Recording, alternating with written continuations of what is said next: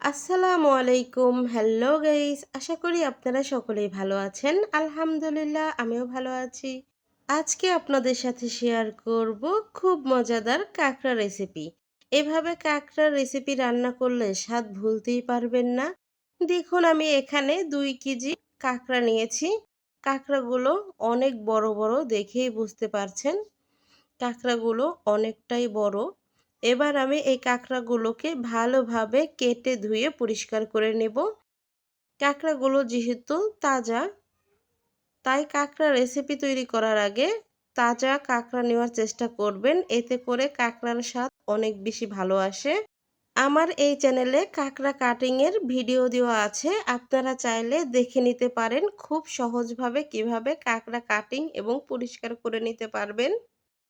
দেখুন আমি কাঁকড়াগুলোকে খুব সহজ সুন্দর করে কাঁকড়াগুলো কেটে ধুয়ে পরিষ্কার করে নিয়েছি। দেখেই বুঝতে পারছেন কাঁকড়াগুলোকে কিভাবে কেটেছি। এটা হচ্ছে মাঝখানের অংশ, আর এগুলো হচ্ছে কাঁকড়ার চিকন পা। তো চিকন পায়ের নখের অংশ ফেলে দিতে হবে।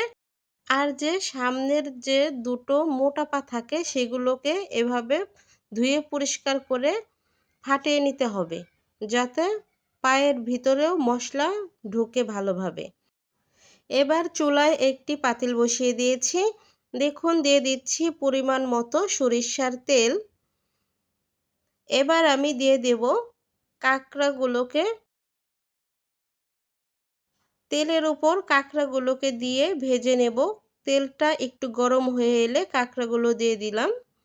দেখুন কাঁকড়াগুলো দিয়ে তারপর দিয়ে দিব পরিমাণ মতো লবণ, আর দিয়ে দেব হলুদের গুঁড়া আর মরিচের গুঁড়া।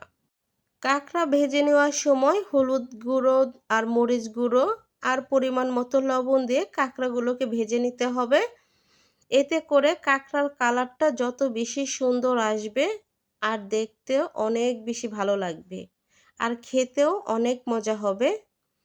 দেখুন প্রথমেই কাঁকড়াগুলোকে আমি উল্টে পাল্টে নাড়াচাড়া করে কিছু সময় ভেজে নিচ্ছি। আজকের এই সহজ পদ্ধতিতে যদি কাঁকড়া রান্না করেন তাহলে দেখবেন এর স্বাদ ভুলতেই পারবেন না। যাকে একবার খাওয়াবেন সে খেতে চাইবে বারবার। দেখুন কাঁকড়াগুলোকে আমি হাই হিটে ভেজে নিচ্ছি। কাঁকড়াগুলো কিন্তু লো হিটে ভাজা যাবে না, কাঁকড়া থেকে অনেক পানি বের হবে। দেখুন আমি কাঁকড়াগুলোকে হাই হিটে 2 থেকে 3 মিনিট ভেজে নিচ্ছি। দেখুন কত সুন্দর কালার চলে এসেছে।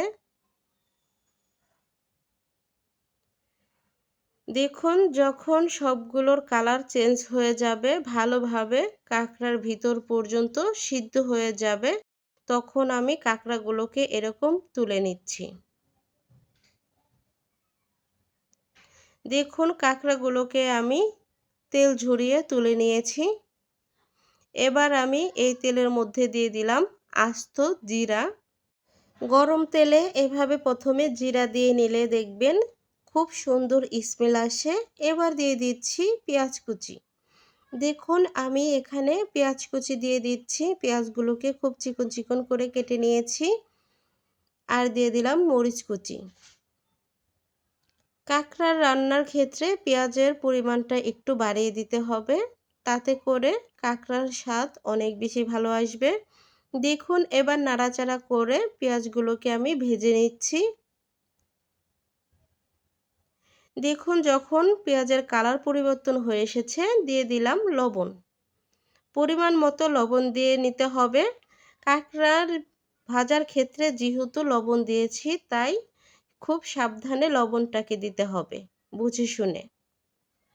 দেখুন পেঁয়াজটা যখন এরকম ব্রাউন কালার হয়ে এসেছে, এবার দিয়ে দেব বাটা মশলাগুলো। দেখুন প্রথমে দিয়ে দিচ্ছি আদা বাটা, দিব রসুন বাটা, আর দিয়ে দিব জিরা বাটা। দেখুন বাটা মশলাগুলো দিয়ে ভালোভাবে নাড়াচাড়া করে পেঁয়াজের সাথে মিশিয়ে নিচ্ছি যতক্ষণ পর্যন্ত না বাটা মশলার কাঁচা গন্ধ চলে যায়। দেখুন এবার আমি ভালোভাবে মিশিয়ে নিয়েছি। এবার দিয়ে দিচ্ছি গুঁড়ো মশলা, হলুদ গুঁড়ো, মরিচ গুঁড়ো, আর দিয়ে দিব ধনিয়া গুঁড়ো। মশলাগুলো দিয়ে ভালোভাবে নাড়াচাড়া করে মিশিয়ে নিচ্ছি। দেখুন মশলা যেন পুড়ে না যায়, তার জন্য সামান্য পরিমাণের পানি দিয়ে নিতে হবে। তাই আমি খুব অল্প পরিমাণে পানি দিয়ে নিচ্ছি। দেখুন এবার ভালোভাবে মশলাটাকে আমি কষিয়ে নেব। যতক্ষণ পর্যন্ত না মশলা থেকে তেল উঠে আসবে ততক্ষণ পর্যন্ত মশলাটাকে কষিয়ে নিতে হবে। মশলাটা যত বেশি কষানো হবে রেসিপিটির স্বাদ তত বেশি বেড়ে যাবে। দেখুন দেখেই বুঝতে পারছেন মশলা থেকে তেল ছেড়ে দিয়েছে। এই পর্যায়ে দিয়ে দিচ্ছি টমেটো সস। টমেটো সস দিলে রেসিপিটির স্বাদ দ্বিগুণ বেড়ে যাবে। দেখুন এবার টমেটো সস দিয়ে ভালোভাবে নাড়াচাড়া করে মিশিয়ে নিচ্ছি। দেখুন এই পর্যায়ে মশলার কালার কত বেশি লোভনীয় এসেছে, তাই না? মশলাটাকে ভালোভাবে কষিয়ে নিয়ে তারপর দিয়ে দেব ভেজে তুলে রাখা কাঁকড়াগুলোকে। আমি প্রথমেই কাঁকড়াগুলোকে ভালোভাবে ভেজে নিয়েছি। এই পর্যায়ে রান্না করতে খুবই অল্প সময় লাগবে। দেখুন কাঁকড়াগুলো দিয়ে আমি উল্টে পাল্টে নাড়াচাড়া করে মশলার সাথে একটু কষিয়ে নিচ্ছি। দেখুন কাঁকড়াগুলো ভালোভাবে নাড়াচাড়া করে মিশিয়ে নিতে হবে। দেখেই বুঝতে পারছেন কালারটা কত বেশি সুন্দর এসেছে। আমি এভাবেই নাড়াচাড়া করে ভালোভাবে মিশিয়ে নেব।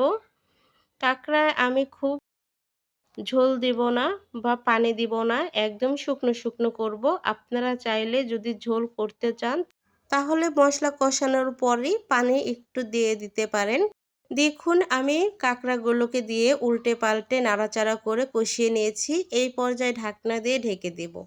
আমি যেহেতু কাঁকড়ার ঝোল রাখবো না, একদম শুকনো শুকনো করব, তাই এখানে কোনো পানি দিব না। দেখুন আমি ঢাকনা দিয়ে 5 মিনিট রান্না করে নিয়েছি। দেখুন এই পর্যায়ে কাঁকড়া থেকে এমনিতেই পানি উঠে এসেছে। আপনারা পানি এবং লবণ বুঝে শুনে দিবেন। কাঁকড়া রান্নার ক্ষেত্রে লবণ কিন্তু খুবই অল্প লাগে। দেখুন এই পর্যায়ে আপনারা চাইলে লবণটা চেক করে নিতে পারেন। দেখুন আমি এবার ঢাকনা খুলে কয়েক মিনিট এভাবেই নাড়াচাড়া করে নেব। দেখুন আপনাদের যেমন পছন্দ তেমনভাবে কাঁকড়াটাকে পানি শুকিয়ে তারপর নামিয়ে নিতে হবে। দেখুন এই পর্যায়ে কাঁকড়াগুলোর ঝোল একদম শুকিয়ে গেছে। এবার আমি ভাজা জিরের গুঁড়ো দিয়ে চুলা থেকে নামিয়ে নেব। কালারটা কত বেশি সুন্দর এসেছে দেখেই বুঝতে পারছেন। এবার পরিবেশনের জন্য রেডি। খুব সহজে মাত্র কয়েক মিনিটেই বাসায় তৈরি করে নিলাম জনপ্রিয় সিফুড বা কাঁকড়া রেসিপি। এভাবে যদি কাঁকড়া রেসিপি বাসায় তৈরি করেন তাহলে দেখবেন ছোট থেকে বড় সবাই অনেক বেশি পছন্দ করবে। বাইরে গিয়ে কাঁকড়া খাওয়ার কথা ভুলেই যাবে। রেসিপিটি একবার হলেও ট্রাই করবেন। আশা করছি আপনার কাছেও অনেক ভালো লাগবে। রেসিপিটি যদি ভালো লেগে থাকে একটি লাইক দিয়ে দিবেন। নিত্য নতুন রেসিপি পেতে চ্যানেলটা সাবস্ক্রাইব করে পাশেই থাকবেন। আজকে এই পর্যন্তই, দেখা হবে নতুন রেসিপি নিয়ে নতুন ভিডিও। সেই পর্যন্ত সকলেই ভালো থাকবেন, সুস্থ থাকবেন। পরবর্তীতে আবার দেখা হবে। আল্লাহ হাফেজ।